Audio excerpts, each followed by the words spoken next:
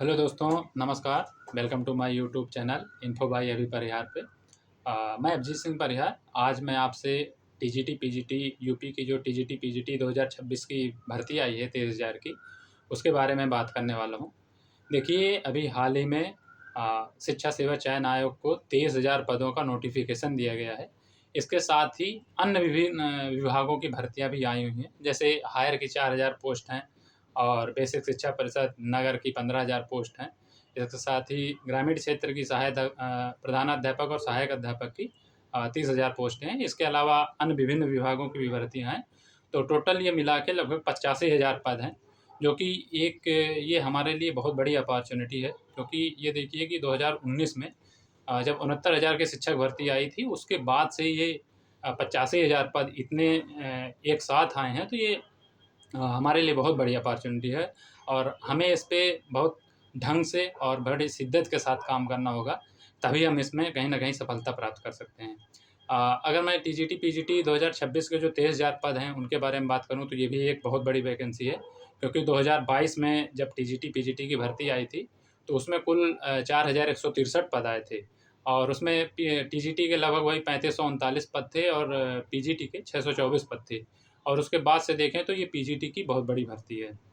अब ये सवाल है कि क्या 2022 में जिस तरीके से पीजीटी की भर्ती आई और आज वो 2026 में कंप्लीट हो रही है, तो क्या ये 2026 वाली भी भर्ती आगे 4 साल में कंप्लीट होगी? तो इसका जवाब है बिल्कुल नहीं, क्योंकि 2027 में यूपी विधानसभा के चुनाव होने वाले हैं और आपको ये मालूम होना चाहिए कि कोई भी सरकार ये कभी नहीं चाहती है कि उसके इनिशिएटिव का लाभ किसी विपक्षी सरकार या दूसरी सरकार को मिले। तो निश्चित तौर पर ये भर्ती आपकी 1 साल में कंप्लीट होने वाली है। अब अगर कंप्लीट 1 साल में होने वाली है, तो इसका नोटिफ़िकेशन कब आएगा? अभी तो हमें केवल अधियाचन के बारे में पता चला है कि शिक्षा सेवा चयन आयोग को अधियाचन मिला हुआ है। तो देखिए, 4 जुलाई को टेट की परीक्षा प्रस्तावित है, जो यही शिक्षा सेवा चयन आयोग करवाता है और उसके आस-पास ही कहीं न कहीं ये हमारा टेट के बाद एग्ज़ाम के बाद ही ये नोटिफ़िकेशन हमें शायद देखने को मिले और ये एग्ज़ाम जल्द ही लिया जाएगा और इसके लिए बहुत कम टाइम आपके पास होगा और अभी अभी की बात करें तो अभी आपके पास सफिशिएंट टाइम है। आप आगे की तैयारी अभी से करेंगे तो बिल्कुल ही आप सफलता निश्चित तौर पे इस पे प्राप्त करेंगे।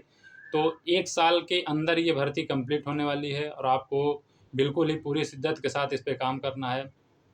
मैं अगर खुद का एक्सपीरियंस शेयर करूँ इस टाइम मैनेजमेंट के बारे में कि आप किसी भी टीचिंग एग्ज़ाम या कोई भी एग्ज़ाम की तैयारी अगर कर रहे हैं, तो जब हम ये सोचते हैं कि अरे हमारे पास तो अभी टाइम है और हम इसकी आगे चल के तैयारी कर लेंगे, तो ये हमारी एक मिस्टेक होती है। जैसे मेरे 4 एग्ज़ाम लगे थे टीचिंग के। जैसे ये एमआरएस का 22 दिसंबर 2025 को लगा था और केवीएस का 11 जनवरी 2026 को लगा था और एलटी ग्रेड एसएसटी का 17 जनवरी 2026 को लगा था और 19 जनवरी को मेरा एचपीएससी में असिस्टेंट प्रोफेसर का इंटरव्यू लगा था। तो अब देखिए, ये बहुत ही कम टाइम था और उस कम टाइम में भी मैं कर पाया, तो उसके पीछे मेरा एक प्लस पॉइंट ये था कि मैं यूजीसी से नेट जेआरएफ हूँ और मेरा पॉलिटिकल साइंस सब्जेक्ट है। तो उसमें मेरी अच्छी पकड़ है। तो उसके बेस पे कहीं न कहीं जैसे एलटी ग्रेड का एग्ज़ाम हो गया और जो भी एग्ज़ाम हुए, इन पे मैं फ़ाइट कर पाया। और जो टीजीटी का एमआरएस का एग्ज़ाम था, उसमें कहीं न कहीं एक बेसिक अंडरस्टैंडिंग लेवल के क्वेश्चन आए थे, तो हम कहीं न कहीं बीएड में उन चीज़ों से गो थ्रू होते हैं, तो उनके बेस पे उसको मैंने टैकल किया था।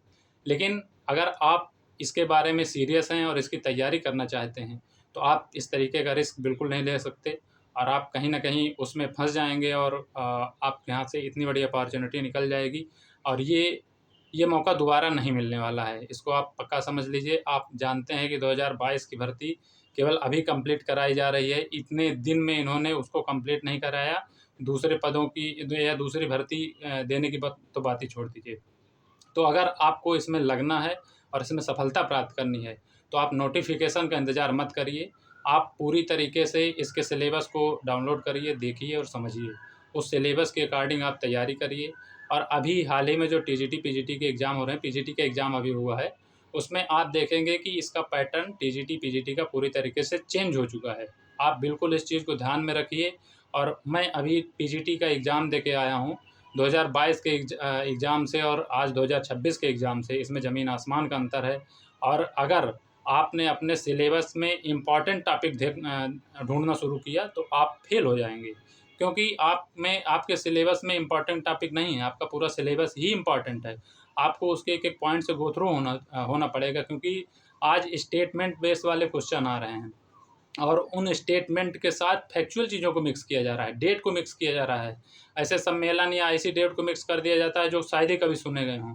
तो आप वहाँ पे थ्योरी के साथ आप फैक्ट को आपको मिक्स करके आपको पढ़ना पड़ेगा, तभी कहीं न कहीं आप इसमें सफलता प्राप्त करेंगे। और इस बदलते पैटर्न के साथ आपको अगर तैयार रहना है, तो आपको सिलेबस को, अपने एक-एक पॉइंट को, जो अनइम्पॉर्टेंट हों उनको भी आपको ज़रूर पढ़ना है, क्योंकि मेरा ये पर्सनल एक्सपीरियंस है। मैंने एचपीएससी असिस्टेंट प्रोफेसर का मेंस का एग्ज़ाम लिखा है, तो वहाँ मैंने देखा था कि जितने भी इम्पोर्टेंट टॉपिक थे मेरे सब्जेक्ट के, उनको सबको साइडलाइन करके जो अनइम्पोर्टेंट टॉपिक थे वहाँ से मेंस के क्वेश्चन बनाए गए थे। तो कहीं न कहीं ये आज की एक ट्रेंड बनता जा रहा है। मेरा भी पीजीटी का एग्ज़ाम हुआ है, उसमें भी मैंने यही देखा है कि जो लेस इम्पोर्टेंट टॉपिक थे उनको उन्होंने उठा के एग्ज़ाम उसके क्वेश्चन बनाए। तो आपको ये समझना पड़ेगा कि आप एक बार पूरे सिलेबस से अपने गुज़रें और उसको एक बार नहीं, उसको कई बार रिवाइज़ करें, तभी कहीं न कहीं जाके आपके उस समय at the time exam hall में आपके वो चीज़ क्लिक करेगी। अचानक से वो चीज़ क्लिक नहीं करती, गलत चीज़ क्लिक कर जाती है, अगर आपने 1-2 बार या 4 बार रिवाइज़ नहीं किया है तो। तो इस चीज़ को ध्यान में रखिएगा और हम हमेशा आपके साथ ऐसे ही जुड़े रहेंगे और हमारे साथ आप जुड़े रहें, इसके लिए आप मेरे चैनल को प्लीज़ सब्सक्राइब करिएगा, ताकि रेगुलर अपडेट आपके साथ मीटअप होता रहे और मिलते रहें, ताकि कोई भी अपडेट आती है तो मैं आपको सूचित करूँगा। और आप जो भी अगर क्वेरी हो आपकी, आप कमेंट बॉक्स में बताइएगा, मैं उनको हैंडल करने की कोशिश करूँगा और बताऊँगा कि मेरा एक्सपीरियंस जो भी रहा है उसके बेस में आपको एक गाइडेंस देने की कोशिश करूँगा। और इसी के साथ हम फिर मिलेंगे। Thank you so much.